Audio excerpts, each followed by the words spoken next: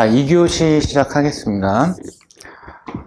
우리 11페이지 보시면은 벡터와 스칼라, 이것도 뭐 수학적인 얘기긴 한데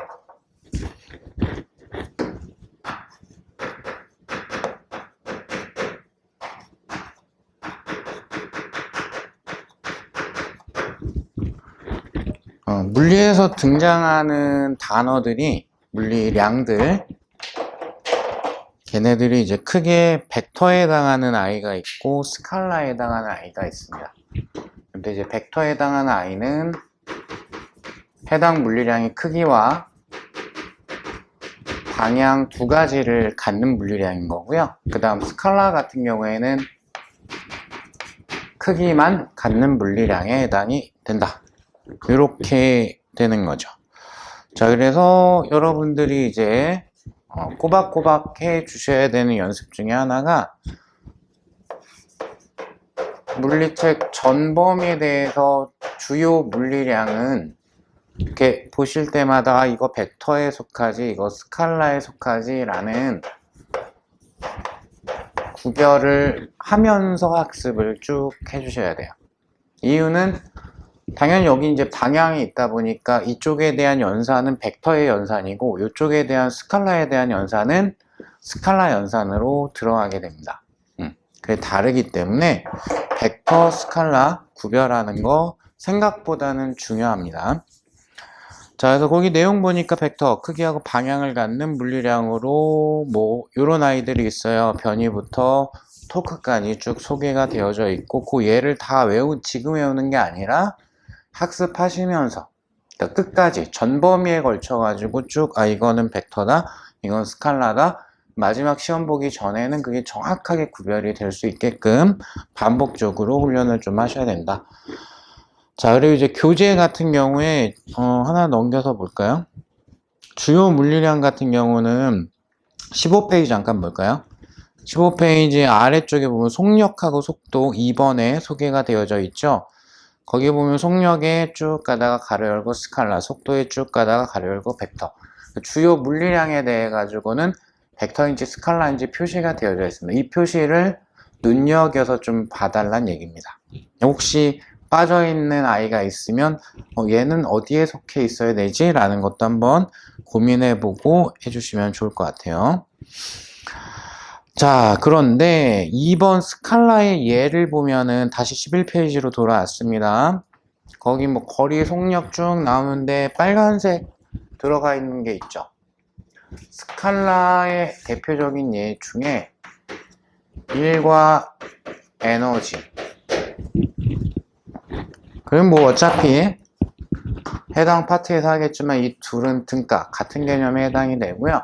1과 에너지가 스칼라에 속해 있다라는 건 눈도장을 꼭 찍어 두십시오. 1과 에너지는 스칼라다. 꼭 기억하셔야 됩니다. 자, 그 다음 2번 뭐 벡터의 특징, 여기서 뭐 설명드릴 만한 내용은, 벡터는 보통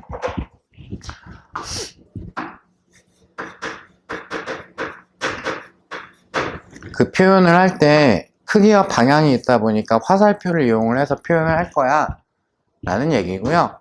그래서 이 길이만큼이 크기에 해당이 될 거고, 화살표가 가리키는 방향이 해당 벡터의 방향이 되겠죠. 원칙적으로는 기본적으로 벡터의 요소는 크기, 방향 두 가지이기 때문에, 따라서 크기하고 방향이 같으면 수학적으로 봤을 때 동일한 벡터가 됩니다. 즉, 요거를 평행이동 시켜가지고 여기다가 그린 아이가 있었다. 그러면 이 흰색과 오렌지색은 같은 벡터예요. 크기 같고 동일한 방향 가리키고 있기 때문에 같은 벡터가 됩니다. 자, 우리 빨간색 방점 들어가 있는 것만 살짝 볼까요? 마이너스 보호를 벡터 표현할 때 표현하기도 한다. 원칙적으로는 벡터 같은 경우에는 아주 엄밀하게 표현을 하면 이렇게 화살표를 이용해서 벡터 기호로 표현을 하고요. 어떤 물리량이 스칼라이면은 그냥 기호만 표시를 하는 게 원칙이긴 한데, 요 챕터에서만 제가 벡터 기호 뭐 이런 걸 조금 표현을 할 거고, 이후 챕터부터는 굳이 벡터 기호를 잘 표현하지 않을 겁니다. 이유는 출제할 때 벡터 기호를 표시해서 출제를 할 때도 있고요, 그냥 기호만 출제할 때도 있고, 그냥 한글 이름으로만 표현을 할 때도 있거든요. 그러니까 여러분들이 즉 그 단어를 보고서 벡터하고 스칼라를 구별할 줄 아셔야 되기 때문에 이 챕터에서만 벡터 기호는 표현하는 걸로 하겠습니다. 필요하면 이제 제가 후반에서는 또 표현을 하는 경우도 있을 수는 있고요. 자, 그래서 다시 넘어와서 마이너스 부호를 갖는다 라는 건 어떤 거냐, A라는 벡터가 있었대요. 그럼 마이너스 A라는 벡터도 있을 수가 있다. 즉 벡터를 표현할 때 마이너스 부호를 붙였다 라는 거는 원래 A 벡터에 대해 가지고 크기는 같은데 방향이 반대라는 뜻이야 라는 걸 표현을 하는 겁니다. 그러니까 벡터를 표현할 때 마이너스를 붙인다 라는 거는 빼길래라가 아니라 그냥 단순 값을 빼라는 뜻이 아니라 방향이 반대다 라고 봐주시면 돼요. 자, 그 정도 봐주시면 될 것 같고, 그리고 나중에 이제 본격적으로 문제를 많이 풀 때는 요령을 좀 부리시면 될 것 같긴 한데, 당분간은 특별한 경우를 빼고는 직선상에서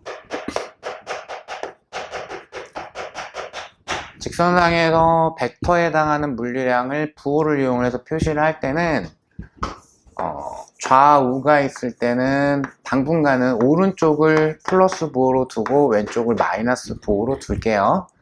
그리고 연직 방향 위아래가 있을 때는 위쪽을 플러스로 두고 아래쪽을 마이너스로 둘게요. 암묵적으로는 당분간은 이렇게 약속을 하면서 벡터에 대한 부호 표시를 하는 걸로 하시죠. 자, 그럼 이제 3번에 있는 것도 가볍게 보고는 넘어가야 되는데, 벡터의 합성과 분해라는 게 있어요. 자, 그럼 먼저 여기 뭐 벡터의 표현이었다라고 할까요? 합성부터 잠깐 언급을 하고 넘어가면, 거기 평행사변형법도 소개가 되어져 있고 삼각형법도 소개가 되어져 있는데, 그러니까 그 왼쪽 그림, 합성의 왼쪽 그림에서 왼쪽 게 삼각형이니까 삼각형법일 거고, 오른쪽 게 평행사변이니까 평행사변형법일 것 같아요. 이름 정의는 중요하지 않고 그냥 평행사변형만 할 줄 알면 됩니다. 그러니까 A라는 벡터가 이렇게 있었어, B라는 벡터가 이렇게 있었어. 합성한다라는 거는 더한다라는 뜻이 돼요. 이 두 개를 더하기, 합성을 해버리게 되면, 그럼 A하고 나란하게 선 하나 그려주고요, B하고 나란하게 선 하나 그려주고요, 요렇게 된 아이가 요 A하고 B 벡터를 합성한 벡터가 됩니다. 방향은 노란색이 가리키는 방향의 크기는 요만큼의 길이에 해당이 되겠죠. 자, 이때 요거까지는 암기하시는 게 좋은데, A 벡터와 B 벡터가 이루는 사이각이 세타가 됐을 때, 이거는 그냥 수학이기 때문에 유도하거나 하진 않겠습니다. 요때 A 벡터, 요거 그냥 앞에서 C 벡터라고 할게요.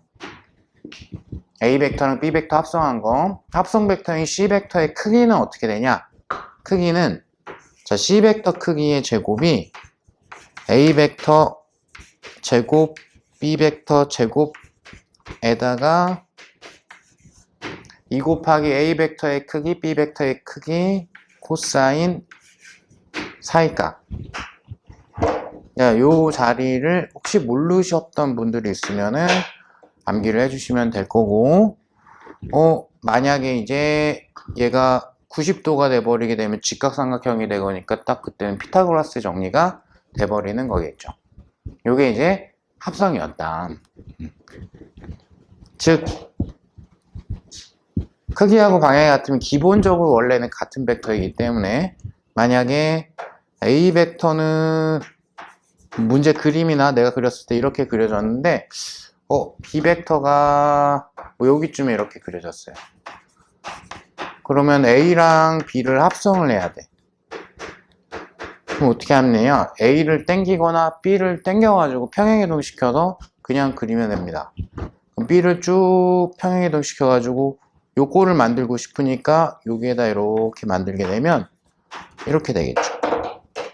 그러면 이때 합성된 벡터는 이런 식으로 그려질 거예요. 이렇게. 자, 그래서 합성 잠깐 살펴봤고요. 그 오른쪽에 있는 빼기.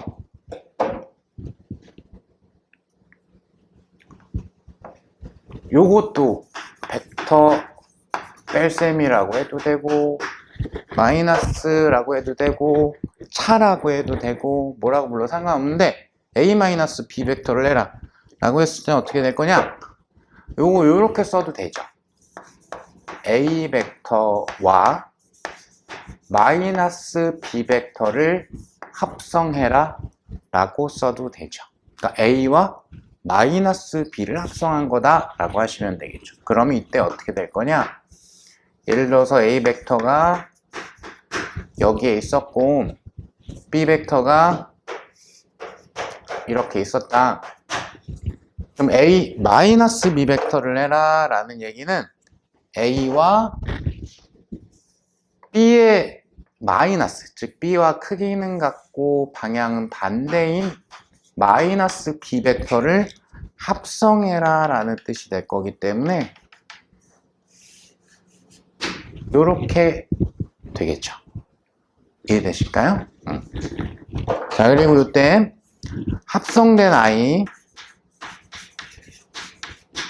자, 요거를 그냥 역시 C 벡터라고 하게 되면 요때는 뺄셈을 했을 때는 그 크기가 거의 똑같은데 요 자리가 마이너스로 돼요. 마이너스 2AB 코사인 원래 A하고 B 벡터의 사이가 세타 이렇게 됩니다.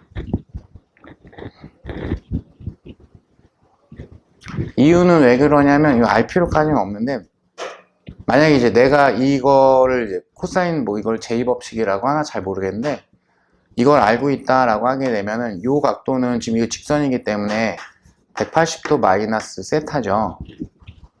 A하고 마이너스 B의 사이각이 180도 마이너스 세타이기 때문에 즉 합성한 거의 제곱값은 A제곱 더하기 B제곱 어차피 마이너스 제곱해봤자 제곱하면 플러스 바뀌니까 플러스 2AB 여기가 코사인 그러니까 즉 이 자리에 들어가는 거는 각각 A하고 B 또는 마이너스 B의 크기로 들어가는 거예요. 코사인 180도 마이너스 세타 이렇게 됩니다. 근데 어차피 코사인 180 마이너스 세타는 마이너스 코사인 세타이기 때문에 요게 그대로 나오는 거죠.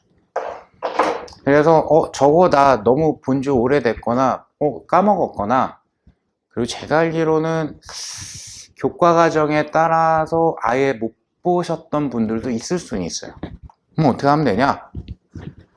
야, 합성 더하기 할 때는 더하기 2AB 코사인 세타고 빼기 할 때는 빼기 2AB 코사인 세타가 붙어. 이렇게 기억해 주시면 되겠죠. 자, 그 다음 이제 합성할 줄 알면은 분해도 하실 수 있어야 돼요. 분해 이거 좀 잘해야 되는데 합성하고 분해하는 거는 이제 특히 이제 힘에 대한 관계 문제 풀 때 좀 많이 필요해요. 잘 연습하고 그때마다 조금씩 신경 써가지고 눈도장 찍어 놓고 잘 기억하고 하셔야 되는데 요걸 먼저 얘기를 드릴게요. 얘는 좀 빨간색으로 쓰겠습니다. 분해는 특히 분해는 문제 푸는 내가 필요할 때 하는 거예요. 필요할 때. 너무 당연한 얘기죠. 저 양반 뭐래? 왜 저런 당연한 얘기를 해? 이걸 잘 못하시니까. 일단 막 각도 있고 그러면 무조건 분해부터 해놓고 막 들어가려고 그러거든요. 근데 출제를 어떻게 했냐에 따라 가지고 분해 안 한 상태로 보는 게 훨씬 편할 때도 꽤 있어요. 그러니까 이거를 내가 지금 그대로 접근이 안 되니까 분해해서 좀 볼까? 이런 고민을 해보셔야 된다는 거지. 습관적으로 분해하지 말라는 얘기예요. 습관적으로 분해하지 말고 필요할 때 해야 된다. 그래서 사실 당연히 벡터라는 게 분해된 상태로 존재하는 거 아니에요. 온전하게 있는데 당연히 내 필요에 의해서 분해를 하는 것 뿐이거든요. 그쵸? 자, 그러면 분해를 하는 건 언제 하는 거냐? 좀 특수한 환경. 직각의 x, y축을 설정하고 있을 때 xy 평면에서 어떤 a라는 벡터가 이렇게 있었다 라고 할게요.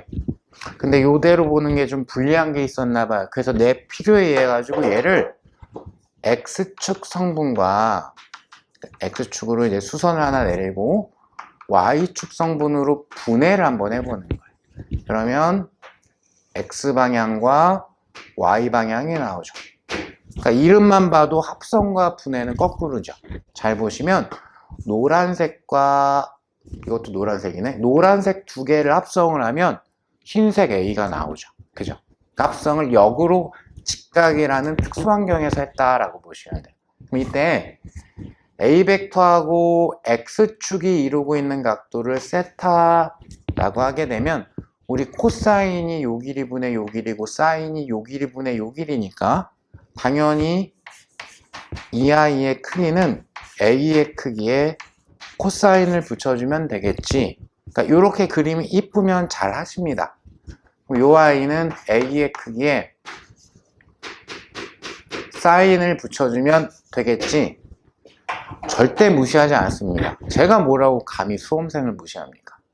절대 무시하지 않는데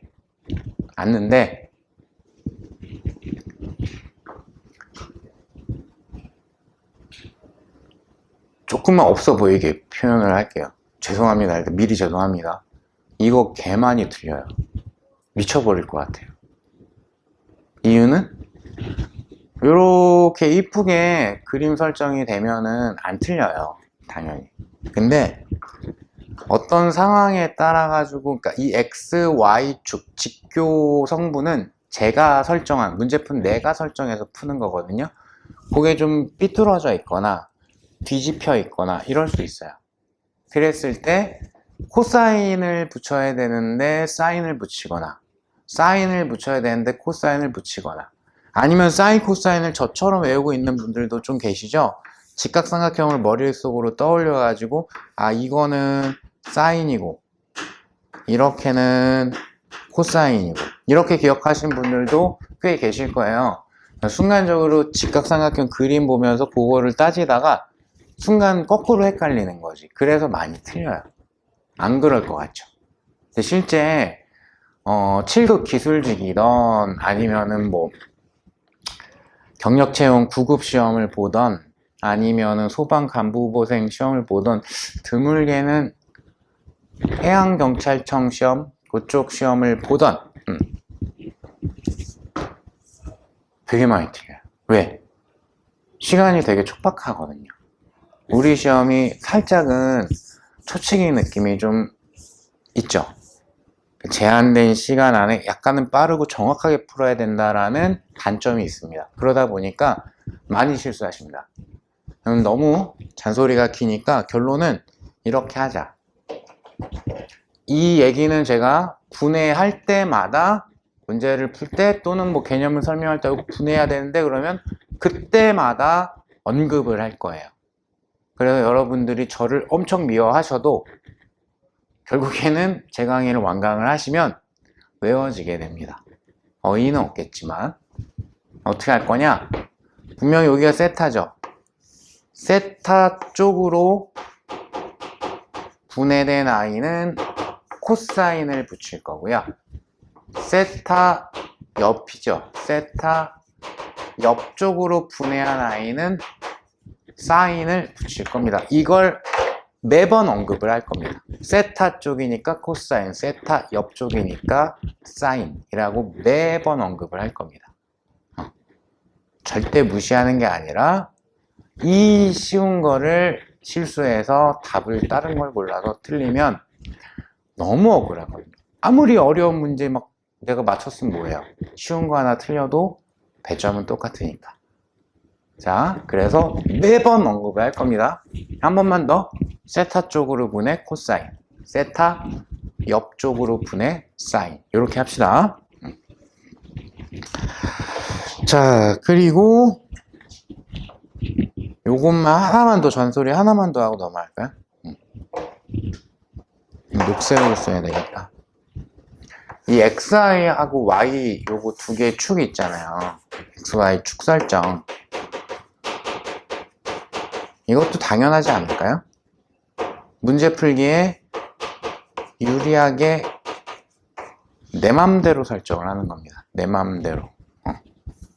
내가, 문제 푸는 내가 설정하는 거. 그러니까 아직은 뭐 길게 얘기하지 않을 건데, 뭐 경사면이 나왔고 이게 세타야. 그러면은 아무 거리낌 없이, 아무런 사고 없이 경사 방향, 경사 수직 방향, xy 이렇게 딱 그냥 매번 똑같이 놓고 푸는 경우가 있는데, 그럼 안 됩니다. 이렇게 하는 게 나한테 유리할 때 이렇게 하는 거예요. 그건 힘 이런 거 이제 저하고 정리하시면서 아, 그렇네 라는 거를 체감하시게 될 겁니다. 오케이. 다시 xy 고정시키지 말고 문제 푸는데 유리한 쪽으로 만들 거야. 이렇게. 자, 넘어가셔서 벡터의 곱도 짧게만 언급을 하고 좀 넘어갈게요.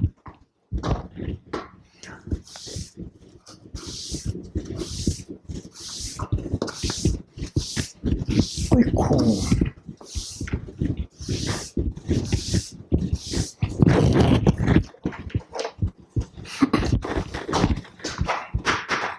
자, 여기는 크게 종류가 두 가지가 있어요.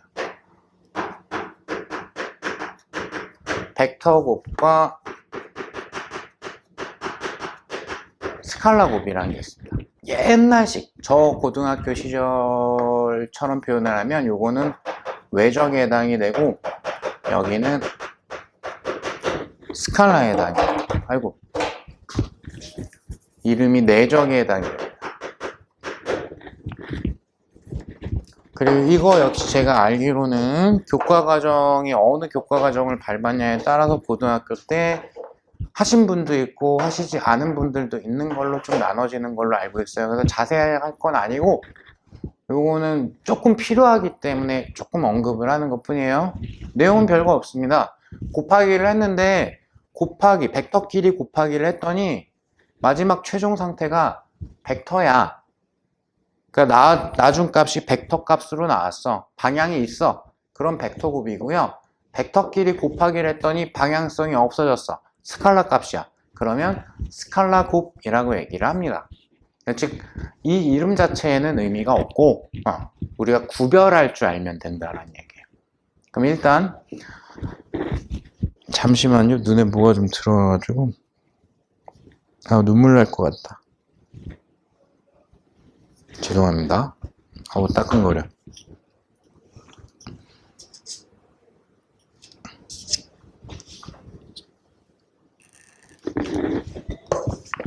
수학에서는 이렇게 표현을 하기는 해요. 귀염ton을 하고 윙크하는 거 아니고요. 눈에 좀 뭐가 들어와가지고. 여기 타임스로 이렇게 표시를 하고요. 이것도 기억할 필요는 없어요. 막 이거 너무 맞춰가지고 출제하지는 않기 때문에 우리가 구별할 수 있으면 돼요. 스칼라 곱인 경우에는 도트로 이렇게 표시를 합니다. 수학에서는 그래요.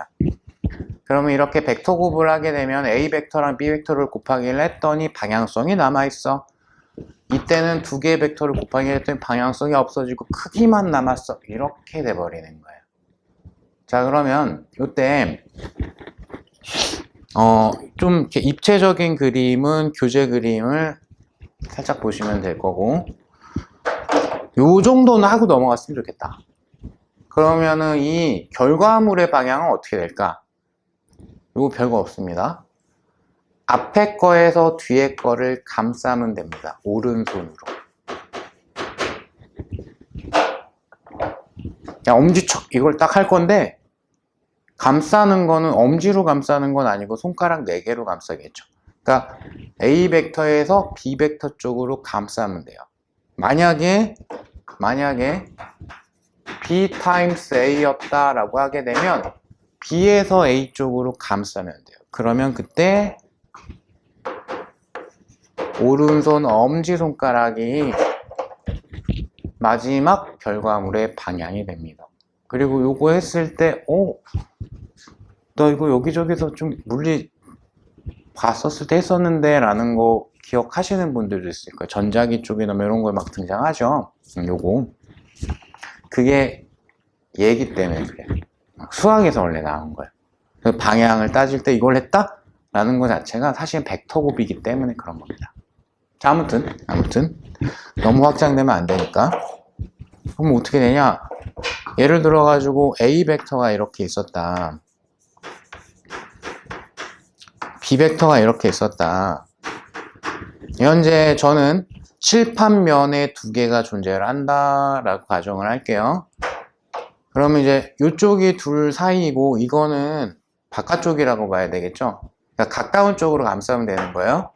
그러면 A 타임스 B를 해라. 이거 방향만 따져볼까요? 그럼 A에서 B 쪽으로 감싼다. 오케이? A에서 B 쪽으로 감싼다. 그 엄지가 요 A 타임스 B의 방향이다. 따라서 이 아이의 방향은 칠판면에서 나오는 방향이죠.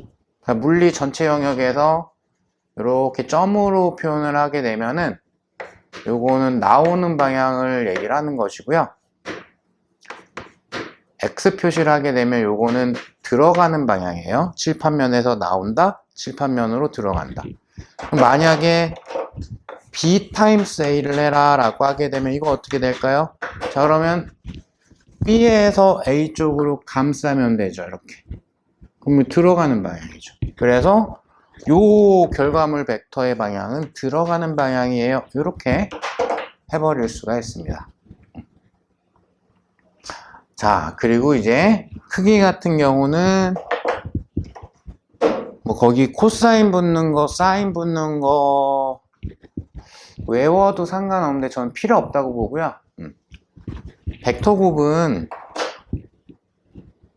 포인트가 뭐냐면 서로 수직한 성분끼리 곱하기를 하는 거예요.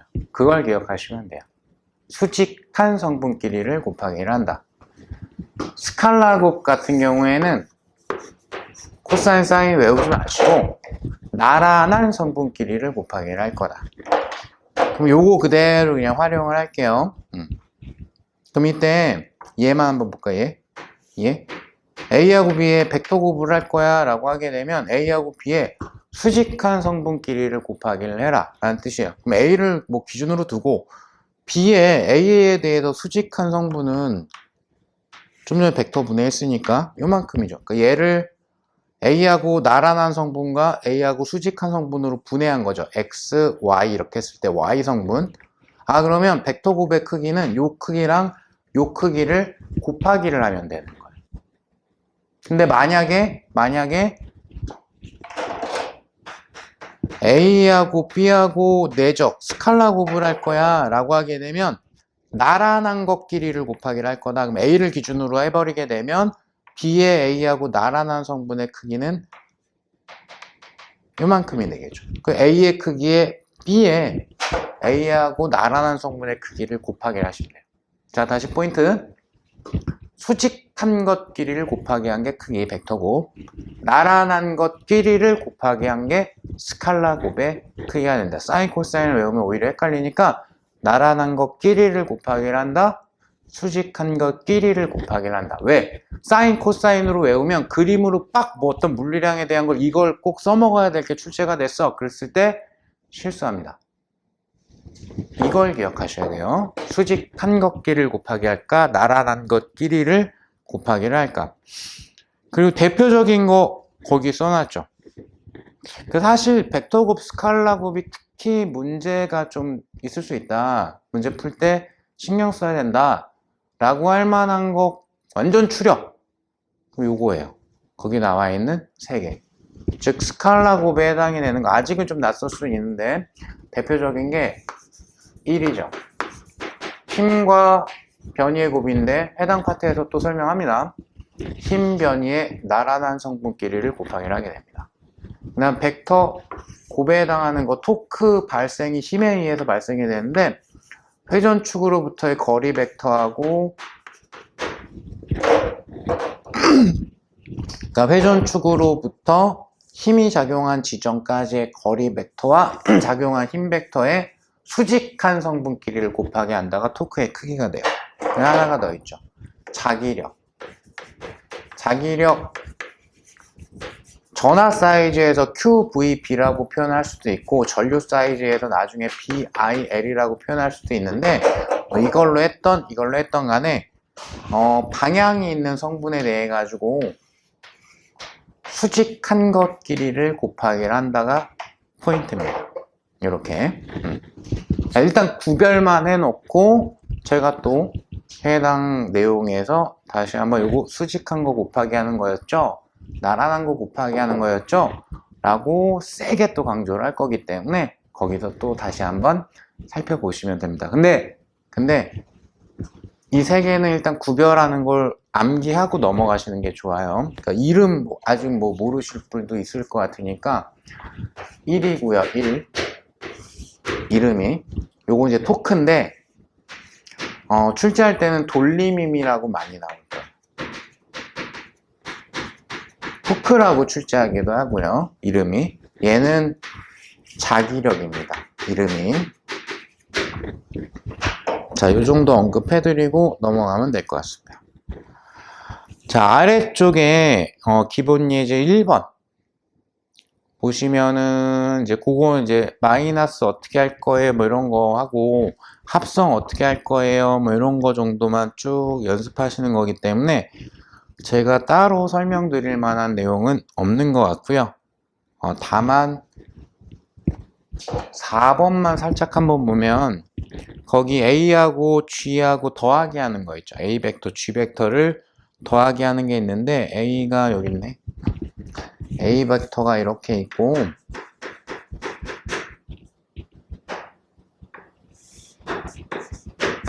G 벡터가 이렇게 있고 그리고 그때 H 벡터가 이렇게 있거든요. 그리고 이제 전체 모양은 평행사 변형이야 이렇게 소개가 되어져 있고요. 그럼 이때 A하고 G를 합성을 하게 되면은 A하고 나란한 거 G 끝에다가 하나 그려주고 G하고 나란한 거 A 끝에다 하나 그려주면은 이게 쭉 이런 식으로 되죠. 좀 못 그렸다. 그러면 그냥 요게 EH만큼이 H의 2배만큼이 되죠. 이유는 왜 그러냐면 혹시 이제 질문하실까봐 요거랑 크기가 똑같아요. 그 다음에 A랑 녹색으로 할까요? 여기랑 크기가 똑같아요. 왜냐하면 평행사변형을 또 만든 거니까. 그쵸? 그리고 요건 빨간색으로 살짝 할까요? 요 길이는 공유죠, 공유. 그 왼쪽의 삼각형과 오른쪽 삼각형은 같은 삼각형이에요. 그죠? 그럼 이 길이나 똑같은 길이가 돼야 되기 때문에 2배가 된다. H의 2배가 된다. 그거 빼고는 나머지 그냥 살짝 검토용이니까 한 번씩 쭉 따져보시고 혹시 헷갈린다 싶으면 따로 질문 주시면 될 것 같아요. 그거까지 설명드리는 건 조금 과한 것 같아서 그 정도로 마무리하겠습니다.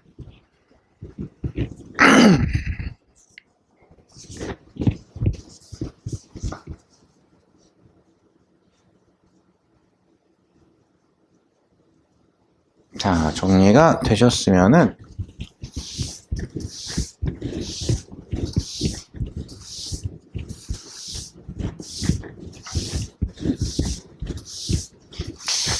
칠판이 너무 빨리 지저분해지네.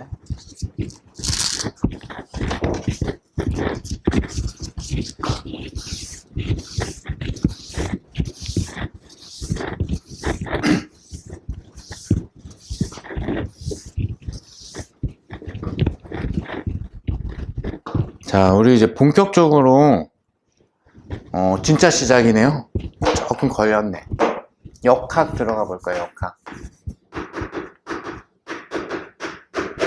실질적인 이제 첫 진도라고 보시면 될 것 같고요. 이제 크게 우리가 이제 시험의 종류를 불문하고 이 강의를 듣고 계신 분들은 물리학개론을 다루는 거기 때문에 물리학개론이라는 거는 기본적으로 이제 대학교 과정의 일반 물리학 정도를 기본 범위로 합니다. 그래서 크게 이제 제 교재 기준으로 범위적으로 보자면 역학, 열물리, 전자기학, 파동학, 현대물리. 이제 각각의 세부 단원이 쭉 있는데 뭐 거기까지 안내해 드리면은 조금 과부하 걸릴 수 있으니까 일단 뭐 이렇게 되고요. 그래서 시험 응시하시는 종류에 따라서 전체가 이제 25문제일 수도 있고 20문제일 수도 있죠. 이 중에서 압도적인 것까지는 아닌데 가장 많은 개수가 출제되는 건 어디냐? 역학이에요, 역학. 그래서 25개를 만약에 기준으로 한다. 그러면 8개 내외. 상당히 많이 나오죠. 그죠? 그 다음에 열역학 같은 경우는 만약에 25개를 기준으로 한다. 그러면 한 3개에서 4개. 전자기학 같은 경우에 만약에 25개를 기준으로 한다. 요건 좀 그때그때마다 다른데 한 5개에서 7개? 플러스 마이너스 1개 정도는 있을 수 있고요. 근데 전자기학이 4개 출제되거나 그러진 않아요. 그거보단 많이. 그러니까 미니멈 5개에서 많으면 7개? 그 정도. 그다음 파동학 같은 경우는 3개에서 4개 정도가 출제가 됩니다. 현대물리 같은 경우도 3개에서 4개 정도가 출제가 됩니다. 즉 역학이 제일 많이 출제가 되고요. 그 다음이 전자기학, 나머지는 골고루 균등하게 분배가 되어 있는 거라 어떤 특정 단원이 굉장히 많이 나온다 이런 거는 없어요. 그리고 일반적으로 이제 자기가 물리 관련 전공이 아니면은 그냥 느끼기에 역학이 제일 많이 공부한 것 같아 라고 느끼긴 하기 때문에 여기가 좀 많이 나왔다고 해서 억울함이 있거나 그러지 않을 거예요. 자, 그러면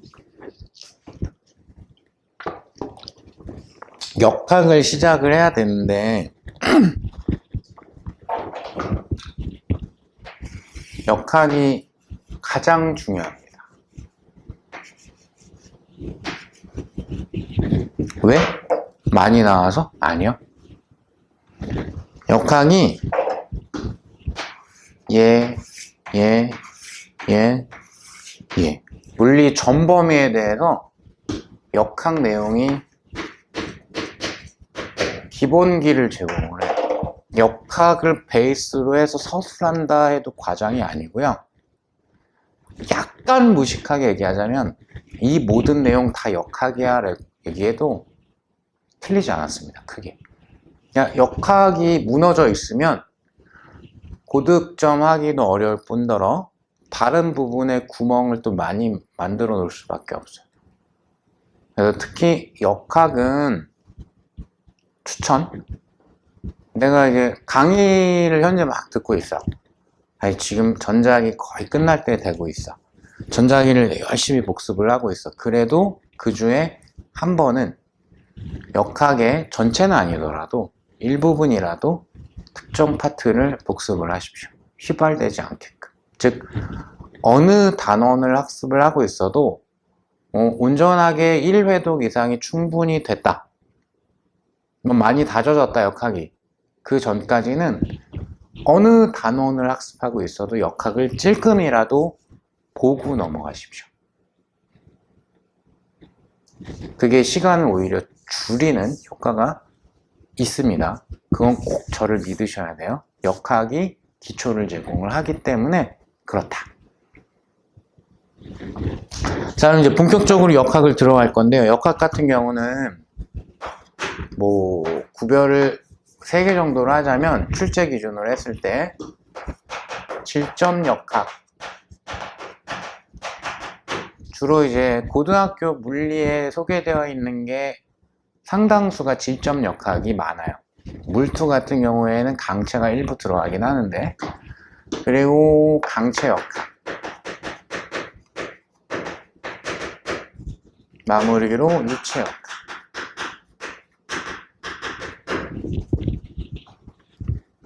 요거는 뭐냐, 그러니까 물체를 어떻게 내가 상대하고 있냐 요건데, 질점, 이거 써주기도 좀 민망하네. 질량을 갖고 있는 점. 그러니까 지금 분필 케이스가 요만한 게, 요 분필 케이스란 물체가 있어요. 근데 질점 역학에서 어떻게 하냐, 분명히 부피 있고 질량이 있는 부분들이 여러 개가 있는데, 질점 역학에서는 이 부피 있는 물체를 점으로 취급해요. 질점 한 개로 취급을 해요. 그걸 질점 역학이라고 합니다. 기본적으로, 즉 질점 역학에서는 기본적으로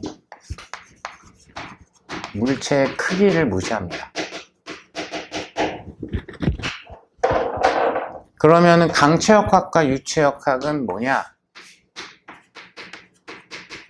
질점을, 그러니까 물체는 모두 다 질량을 가지고 있고, 질량을 가지고 있는 하나의 점, 뭐 화학적으로 얘기하자면 원자, 기본 입자, 분자 뭐 이런 거 얘기할 수 있겠죠. 그런 질점들이 있고, 질점 여러 개가 하나의 물체일 때 강체 또는 유체라고 해요. 강체는 뭐냐? 강, 딱딱함, 없어 보이지만 이게 제일 직관적이니까 딱딱한 물체라는 얘기. 유체는 뭐냐? 흐를 수 있는 물체라는 얘기죠. 그러니까 액체나 기체 이런 거 유체고, 이런 거 이거 안 보이시겠다. 이런 거 약간 말랑말랑하긴 한데 이런 거 강체, 이렇게 된 거. 이 안에 들어가 있는 거 커피, 액체니까 유체. 이렇게 그래서 각각 어떻게 대상을 다루냐에 따라 가지고 3가지 분류가 있고, 베이스 중에 베이스는 질점 역학이 됩니다. 자, 그러면 질점 역학의 첫 내용이죠. 운동학 파트로 들어갈게요. 자, 제목은, 챕터의 제목은 운동학이라고 되어 있는데, 약간 풀어서 제목을 틀자면 물체 운동에 대한 표현,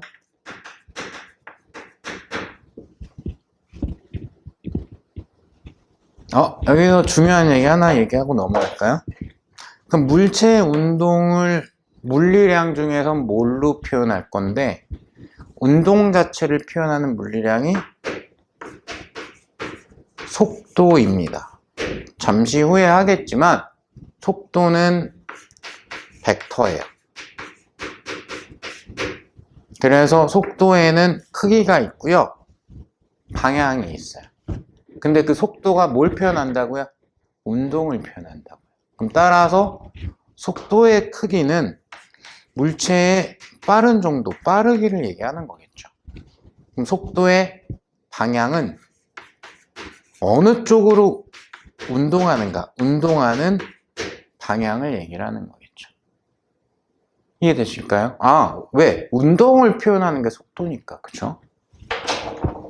이때 와닿지 않는 분들, 또는 내가 물리 베이스가 충분히 있다고 하더라도 속도의 방향이 운동 방향이라는 꼭 잘 새겨두고 넘어가십시오. 어쩌고 저쩌고 문제 읽다가 운동 방향 어쩌고 나왔어. 운동 방향 나왔으면 속도를 떠올려야 돼요. 운동 방향 나와서 힘 떠올리면 안 돼요. 초심자들이 제일 많이 하는 실수가 이거예요. 오른쪽으로 물체에 힘을 줬대. 그럼 운동 방향 오른쪽 아니에요? 왜요? 여러분들이 보기에 오른쪽이면 이쪽인가요? 내가 오른쪽으로 얘를 밀고 있어야죠. 되게 힘들어요. 내가 이렇게 움직이면 안 돼요. 왼쪽으로. 힘의 방향과 물체 운동 방향은 같아야 될 이유가 없습니다. 운동 방향 어쩌고가 나왔으면 속도를 떠올리셔야 돼요. 속도의 방향이 운동 방향입니다. 자, 쉬운 거지만 중요하기 때문에 세게 강조를 했고 넘어가시죠. 자, 그럼 먼저 속력하고 속도를 다루기 위해 가지고 거리, 위치, 변이라는 게 나요. 위치는 그냥 읽어보시고 우리가 구별해야 되는 단어는 거리라는 거하고 변이라는 거하고 두 개예요. 결론은 뭐냐면 이동 거리로부터 속력이라는 물리량이 등장을 하고요. 변이로부터 속도라는 물리량이 등장을 해요. 자, 그럼 어떤 구별이 되냐? 속력은 스칼라고요. 속도는 벡터거든요. 즉, 이동거리는 스칼라 값이고요. 변이는 벡터 값입니다. 그게 다른 거죠. 그러면 뜻은 뭐냐? 다 알고 있어요. 이거는 일상생활에서의 단어 의미하고 물리로서 단어 의미하고 다르지 않습니다. 근데 뭐 굳이 적어 드리자면 얘는 물체가 이동한 경로의 길입니다. 그걸 이동거리라고 한대요. 이러고 막 움직였어. 그럼 이 꼬불꼬불한 거의 총 길이, 그의 이동거리. 변이는 뭐냐? 이게 그냥 단어 뜻인데 변한 위치란 뜻이에요. 변한 위치. 내지는 위치의 변화량. 그러면 막 이렇게 꼬불꼬불 여기까지 왔는데 여기에서 이렇게 해서 여기까지 왔는데 위치 어떻게 변했죠? 여기에 있다 여기로 변했죠. 위치는 이렇게 변한 거예요. 중간에 어디를 갔다 왔던 간에. 무슨 말인지 알겠죠? 그게 좀 다르다. 오케이? 물론 둘 다 길이에 대한 표현이기 때문에 단위는 미터를 쓰겠죠. 그러니까 제가 단위를 판서하면서 언급을 안 해도 물리량이 나왔고 식적인 표현이 있고 하면 항상 뭐? 단위 연습을 하셔야 된다. 항상 하셔야 됩니다. 자, 그러면 속력이나 속도는 변화율에 해당하는 물리량인데 그래서 앞에서 소개한 것처럼 저는 이제 평균 표시를 할 때 바 표시를 하는 걸 선호합니다. 교재에도 바 표시가 종종 등장을 할 거예요. 평균 속력 또는 평균 속도는 구간의 총 기울기, 그쵸? 그래서 x가 변할 때 y가 변할 때인데 속력이나 속도, 빠른 정도를 표현하는 거기 때문에 시간을 배제하고 얘기를 할 수가 없거든요. 그러니까 시간에 대한 이동 경로의 길이 이래버리면 속력이 되는 거고, 여기는 이제 이동 거리를 읽으면 시간에 대한 위치의 변화량 이러면 속도로 읽게 되는 겁니다. 자, 그리고 순간가, 여기 이제 평균 표시한 거고요. 평균 속력 내지는 평균 속도. 순간 속력 내지는 순간 속도는 미분한 거. 위치 또는 거리를 시간에 대해서 미분한 거. 순간적인 기울기. 요거 이제 기본적인 뜻이 되는 거죠. 그리고 한 가지만 더, 이거 약간 오개념이 있을 수 있어가지고, 그럼 속도는 방향이 있으니까 속도의 크기는 항상 속력일까요? 라고 질문을 하게 되면 세모입니다. 그러니까 속도의 크기가 항상 속력이 되려면 그거는 순간값이어야 돼. 그러니까 순간 속도의 크기는 그 순간 속력이기는 해요.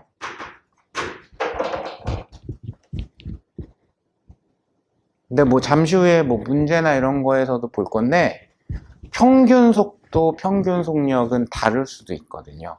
그러니까 속도의 크기가 무조건 속력이다. 이거는 오개념이에요. 순간 값일 때는 순간 속도의 크기는 순간 속력 크기랑 같다. 이렇게 됩니다. 자, 그 예제 2번까지만 풀고 잠깐 쉴까요? 예제 2번 보시면은 영희하고 철수가 서울을 출발해서 각각 광주, 부산을 거쳐서 제주에 도착한 경로를 나타냈답니다. 출발지에서 도착지까지 두 사람의 물리량에 대한 설명으로 옳은 것은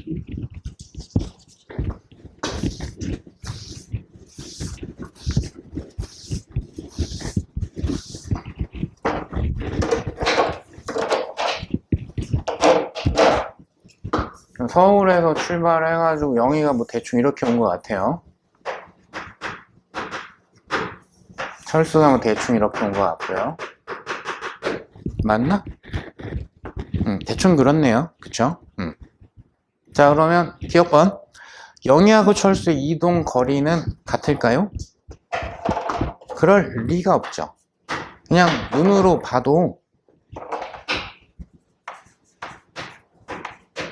철수가 더 많이 움직였네. 그쵸? 그래서 이동 거리는 철수가 더 큽니다. 경로의 길이. 자, 그 다음에 니은 영희하고 철수의 위치 변화, 변이는 같나? 요거는 같죠. 그냥 변이의 뜻 알아? 이거 질문한 거밖에 안 되죠. 얘는 거리의 뜻 알아? 이거 질문한 거. 왜냐하면 영희든 철수든 처음과 마지막 위치가 같기 때문에 같죠. 그 다음에 디귿. 기준을 부산으로 하면은 변이의 크기는 기준을 부산으로 하던 여기 어딘가로 하던 처음 위치와 마지막 위치가 달라진 건 아니기 때문에 그쵸?